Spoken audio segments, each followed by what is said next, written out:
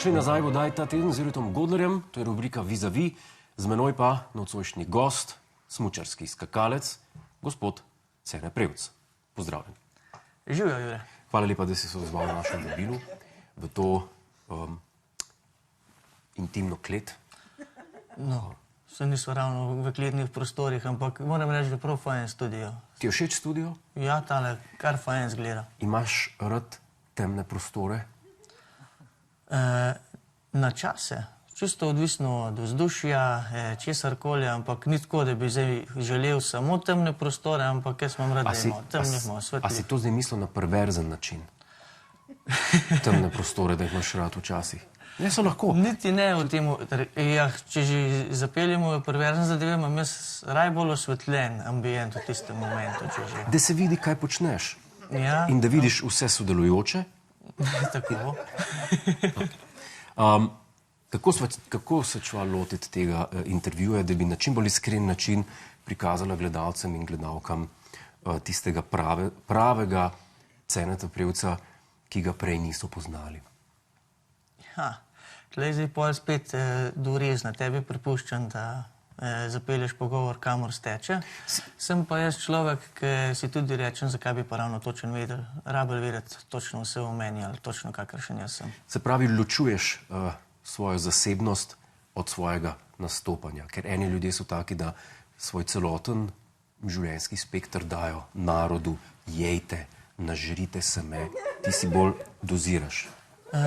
Še vedno to, kar mene ljudje vidijo, to sem jaz. Se pravi, ta osebnost, ta karizma, kar povem je dejansko res, ampak za določene stvari pa rečem, da tega vam pa ni potrebno vedeti. Da to pa za moje lepše in za moje, kar je pač moje osebnega, da kakšne malenkosti pa rad zadržim zase. Ti zelo težijo novinarji? Ne, pa tudi težijo meni ni pravi prizvok. Tudi novinarji ste tam, da upravljate svoje delo in večino, kad sploh zadnja leta, še sedaj jih jaz bolj tretiram kot kolege. Jaz sem, ne vem, v smučarskem športu sem tam bil kot športnik v izteku, pa potem, če sem jaz podal dobro izjavo, sem jaz dobro izpadel, oni so pa imeli eno dobro novico oziroma naredili so svoje delo dobro, mora biti kdaj prihodnje ravno zaradi tega še povišica pride. Ok, ampak kaj je bilo pa na dolge proge najbolj neumno vprašanje, ker si ga kadarkoli slišal, ne vključujoč tega intervjuja? Moram priznati, da najbolj zelo težko bilo odgovoriti na tisto klasično vprašanje, ki se ga stalno odgovarjajo, ampak se ga navadiš, pa ne vsak, kakšni so občutki, recimo. Kakšni so občutki? Samo so, recimo, tudi vprašanje, ker je bilo veliko težje odgovoriti, ampak moram priznati prijateljici Poloni Bartoncel, tega nikoli nisem še omenil, ampak takrat tik po osvojitvi srebrne kolajne na olimpijskih igrah, pa nisem imel pojma, ko ni na to odgovorim, ker kakšni pa bodo občutki po dosežku kariere, ne moraš ravno reči, da slabe volje nisem ali karkoli. Vsekakor pa boljš vprašanje, kakšni so občutki, kot pa povej število pi na 20 decimalk. Čeprav mene bi to bolj navdušalo. Samo ga ne znam na pamet. Tam 3,14 zelo na pamet, če ne gre naprej, bi pa hitro znal 22 deljene 7. Ja, tako, bravo. Leta 2019 se ti je odpela smučka. Ja, res je. Kako pa zgleda, ko se Cenetu odpne? Ok, tele je bilo še celo malo tako, da je v ozadju dejstvo, da se v smučarskih skokih skoki na letalnici predstavljajo največ, kar je trenutno možnega. Tisto sezono praktično moji uspehi niso bili omembe vredni in celo pomlad, poletje, jesen in zimo si praktično treniral za tistih 8 skokov v planici na letalnici. In v nedeljo, zadnji skok, ki je imel še na voljo, je pri tistem rutinskem penjanju okovja v smučo, se malo še na same klinčke nasloneš, malo gležne raztegneš, pa enega malo ven iztakne. In nisem bil ok, tole lih ni 100%, dam nazaj not, poskusim si rečem, na 140 bi še šlo, pogledam gor, pa dol in ben me ni videl, ok, meni tistega skoka ne bojo vzeli. Šel sem na rampo, 50-50, a bo šlo skozi ali ne. Po zraku pa pol smučal, odtrgal, pa si si rekel, manjš pa bomo pa padali. Ja. In kakšni so bili občutki? Drugače pa ne. Meni osebno je bilo tisto kar fino doživetje. Dejstvo je, da pač toliko sem bil samozavesten sam vase, da v obeh scenarijih, ali da odletim ali pa da smučka odleti, v obeh scenarijih bom odšel v celoti izven izteka in zaradi tega sem tudi si upam reči, da je padel na tak način, da sem jo odnesel s parimi modricami, v izteku še en preval nazaj naredil, da sem se na noge postavil. Pa najbolj se pol sem se hecal, ker sem bil lihkrat predtekmovalec, sama javna RTV tisto minuto ni snimala. Sem si rekel, ja, neč bo treba še ponoviti. Dobro. Kako pri smučarskih skokih, kaj je tista dodana vrednost? Ker pri ostalih skokih, ne, oziroma pri ostalih športih, je tekmovalnost v tem, tle se bom pa bolj potrudil, pri boksu, tle ga bom pa bolj udaril, da bom zmagal. Pri golfu, tle bom prišel pa takoj na green, pri košarki, tle ga bom pa odrinil pa zabil. Kako je pa pri smučarskih skokih, kaj je tist je ne sais quoi, s katerim pa ti izražaš tekmovalnost, ko skočiš? A je to odriv ali preklinjaš v glavi ostale tekmovalce? Tako da bi javnost to nazaj videla, niti ne, mora biti pa veseljače od znotraj. Od znotraj me zanima, kaj je tist, kako daš iz sebe ven to tekmovalnost pri skokih? Ja, še najbolj jo pa lahko izven skoka, se pravi ali pred začetkom skoka ali po skoku, ker dejansko kakršnokoli... S kratkim.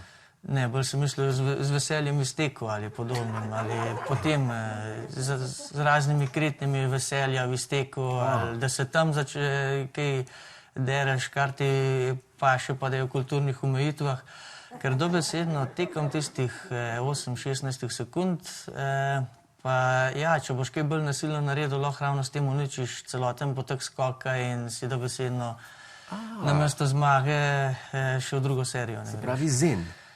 Je zelo, da moraš ujeti s pravo tehniko, s pravo količino moči. Pri skokih ne gre povsem na silo. Dobro, dobro. Kaj meditiraš drugače? Zen pa to?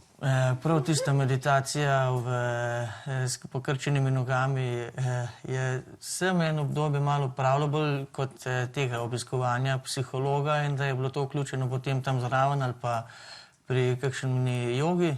Smo eno obdobje tudi to malo vključevali zraven, kot tista namerna meditacija, nikoli ni bila ravno prisotna. Je pa dobesedno, da s kakšnimi rutinami, ki si jih spostaviš, da jih izvedeš praktično vsak skok ali z določenimi samogovorimi glavami, delaš pa ravno to, kot si sam ti zdaj ciljal. Dobro. Zdaj prenavljaš lokal. Da. Odpiraš lokal. Je bil že odprt. Je bil že odprt, da ga prenavljaš? Da. Ali je bila celotna skakalna kariera v bistvu samo priprava na ta lokal? Ne? Ne. Ta lokal je prišel dobesedno, zdaj sem imel urinil v življenje. Slučajno? Ja, kar malo slučajno. Kakšen bo naslov, kakšno bo ime? Ime bo Prhuman. Prhuman. Lokal sam se nahaja v 500 let stari hiši. V 500 let stari Humanovi hiši. Sama hiša je prav dvorec, najstarejša stavba, takoj za Škofjeloškim gradom v Škofji Loki. In ime se je drži tudi kot kulturni spomenik in tukaj ni na meni in tudi je prav, da ime ostane. Kulturni spomenik? Da. Se pravi, noter ne bo nobenih pijanih skokov z mize? Če le dovoljenih ne, pa upam, da se ne bojo izvajali. Kaj se bo točilo tam? Od vsega celotnega spektra pijač, od alkoholnih, brezalkoholnih, toplih, pa predvsem smo znani po izredno dobri kavi ter eni najboljši lokaciji za priti na tortico. Potem s časoma je v gostinstvu, da ti lahko še toliko gledaš nas ali pa želiš podati neko kvaliteto ali pa nekaj preveč nizko kvalitetnega, zato da bo ugodneje, če potem nimaš ti v tistem okolišu ali stranke, ki k tebi pridejo, da jim tisto ni po njihovem okusu, ti nič ne pripomore. Dostikrat potem samo ponudbo prilagajaš tvojim strankam, ki se rade vračajo.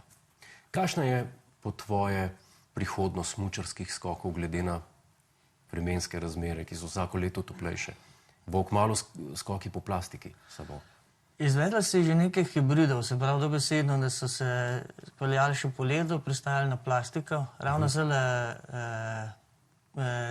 teden pred, istočasno kot so skakali na Norveškem, so izvedli kontinentalni pokal, tekmo kontinentalnega. To je v skokih, recimo druga liga, v fuzbalu, v nogometu. In ker je že primanjkovalo snega, so dobesedno se peljali po ledu, pristajali na plastiko, pa v izteku pa se ustavljali spet na snegu. Ker nekako tako je bilo izvedeno. Tele podnebne spremembe znajo kajati izziv za celoten spektr zimskih športov. Sploh me zanima, kako bo za isti vikend, kot je Planica, kako bo izpeljane še finalne tekme alpskih smučarjev. V Kranjski gori je nažalost odpadla ravno zaradi teh toplih vremenskih pogojev. Je pa, da se videli bomo, koliko bo sama krovna FIS organizacija sposobna pa se prilagajati. Vem pa, da sami ti glavni pri smučarskih skokih se resno razmišljajo o marsikakšnih opcijah. Od tega, da se razpotegne tekma še v kakšne te, vključuje plastične naprave v sam svetovni pokal, ki so zdaj samo v veliki nagradi poletni, da se tudi kakšno še v zimo. Še bolj taka dobra ideja, ki se to tudi meni zdi, pa da se države, kjer se smučarski skoki dogajajo, razširi še na južno poloblo, tako da imamo pa pozim sneg. No, tako da je pa sneg tudi poleti, pardon. In Dobro. Bi se dali tekom cele zime, celega leta skakati. Še dobro, da je kavarna Prhuman odporna na vremenske razmere. Večinoma ja. Tudi, če se navežemo na minule poplave, smo zelo visoki, bi praktično cele Medvode ni že mogli biti pod vode, da bi do nas začeli poplavljati. Ja, predvsem z tega vidika. Še to moram vprašati za konec. Govori se, pa bi rad preveril pri tebi osebno, da začenjaš kariero tudi kot stand-upper. Je to res? Ja, sem začenjal.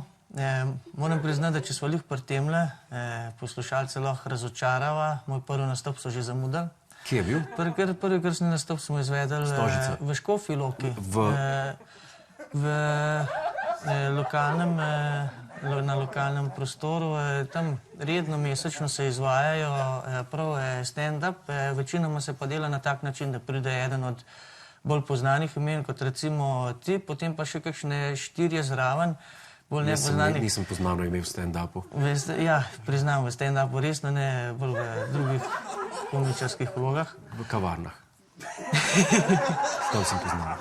Tam se bolj. V gostilnah sem poznal. In tam si nastopil? Ja, tam dejansko izvajajo zelo lepe večerne dogodke. En bolj poznano ime, pa še 4-5 takih, kot sem bil recimo takrat jaz, da se v stand-up morajo še uveljaviti, da se jim da možnost. In ja, prvi vstop je bil kar dobro speljan. Moram reči, da so mi tudi kakšni že uveljavljeni malo pomagali pri nabiranju materijala ali pa kako kakšno stvar zapeljati. Je pa to zdaj nekje tam na kraj in nikoli ne veš, kaj prihodnost nanese. Največja šala, ki si jo imel, najljubša šala, najboljša šala iz tvojega nastopa? Kakšna kratka? Najboljše bom rekel, da sem bil kakšen, ki sem se na lokalni okoliš navezoval, da so mora biti tudi malo na polži ali da se greš na kakšni interni derbi, ki pa tukaj ne bo toliko verjetno razumljiv, kot pa če ga tam poveš zgolj lokalnim. Vem pa, da sva z Kuzmanom moj stand-up vključila tudi predvsem čokolino ali čokolešnika. Predvsem v smislu, da glede na moj obraz in to, da ja, ljudje mislijo, da še kar natepavam čokolino, kar definitivno ni res, ker je čokolešnik veliko boljši. Cene, hvala, da si bil naš gost. Jure, hvala. Hej, preden greš, klikni tukaj in se naroči na naš YouTube kanal. Imamo pa tudi TikTok, Instagram in Facebook, tako da le urno.